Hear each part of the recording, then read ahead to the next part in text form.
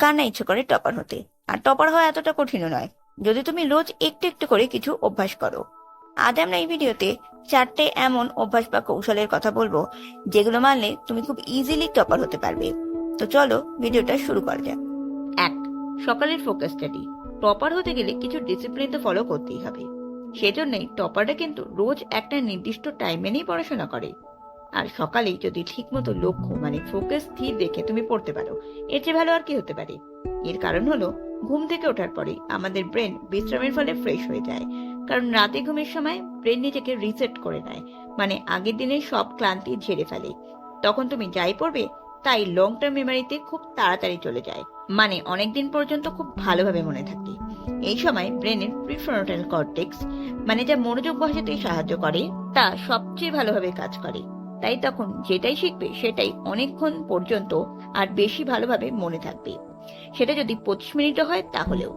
তখন পড়াশোনা করলে সেটা ব্রেনকে অ্যাক্টিভ মোডে নিয়ে আসে, তুমি সারাদিন ধরে পড়াশোনা করার জন্য মানসিকভাবে প্রস্তুত হয়ে যাও।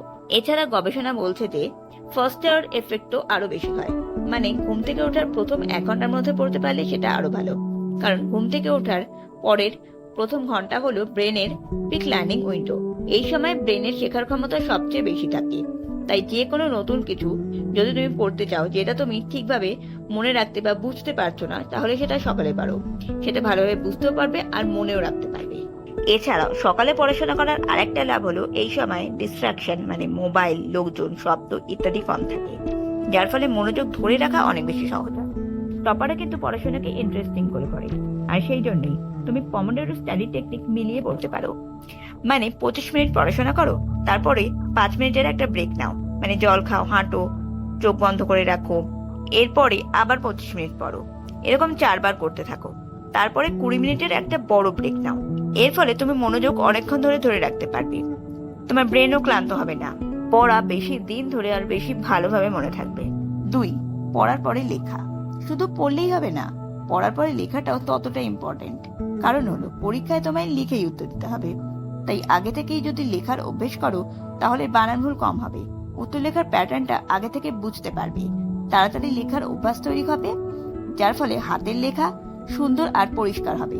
পরীক্ষক তোমার লেখা ভালোভাবে বুঝতে পারবেন। সঠিক নিয়মে আর বানান ঠিক রেখে উত্তর লিখতে পারলে পরীক্ষায় মার্কস বেশি পাওয়ার চান্স অনেক বেশি বেড়ে যায়। এছাড়াও পড়ার সময় শুধু চোখ আর মন কাজ করে, কিন্তু লেখার সময় তোমার হাত, চোখ, মন একসাথে কাজ করে। আর বিজ্ঞান বলে যে একসাথে একের বেশি ইন্দ্রিয় কাজ করলে ব্রেন সেটা আরো ভালোভাবে মনে রাখতে পারে। পড়ার বিষয়টা একবার লিখলে সেটা রিভিশন হয়ে যাও।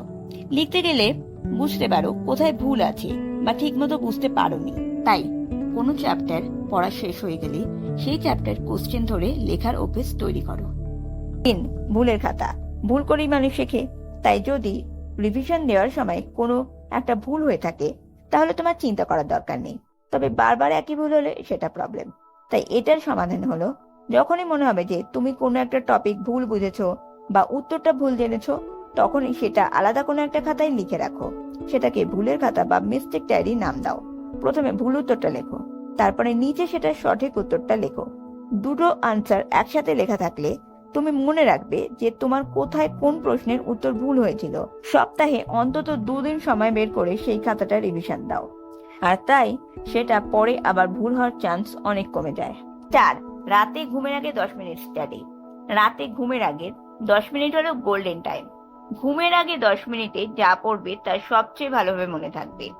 ঘুমের সময় ব্রেন সারাদিনের ইম্পর্টেন্ট ইনফরমেশন গুলো বেছে বেছে স্টোর করে দীর্ঘদিন ধরে মনে রাখার জন্য।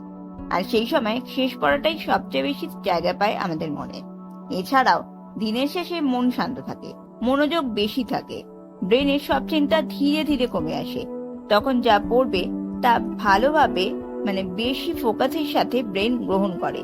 তবে হ্যাঁ, নতুন বা জটিল কিছু এই সময় অতটা ভালোভাবে মনে থাকে না, কারণ সারাদিন ধরে কাজের বা পড়াশোনার পর ব্রেন বেশ ক্লান্ত থাকে। ব্রেনে অনেক ইনফরমেশন একসাথে ঢুকতে চায়, আর তাতে কগনিটিভ ওভারলোড তৈরি হয়, শেখার গতি কমে যায়। তাই ঘুমের আগে রিভিশন দাও। ছোট ছোট ফর্মুলা, ইম্পর্টেন্ট ডেটস, বড় কোনো নোটস থেকে শর্ট নোটস যা বিশেষভাবে পয়েন্ট করে লেখা থাকে। তাহলে আজকের ভিডিওটা আর টিপসগুলো তোমাদের কেমন লাগলো? যদি এই ভিডিওটা তোমাদের ভালো লেগে থাকে আর এরকম আরো অনেক ভিডিও দেখতে চাও, তাহলে প্লিজ ভিডিওতে লাইক, কমেন্ট, শেয়ার করে চ্যানেলটা সাবস্ক্রাইব করে পাশে থাকা বেল আইকনটা টিপে দিও। Thank you.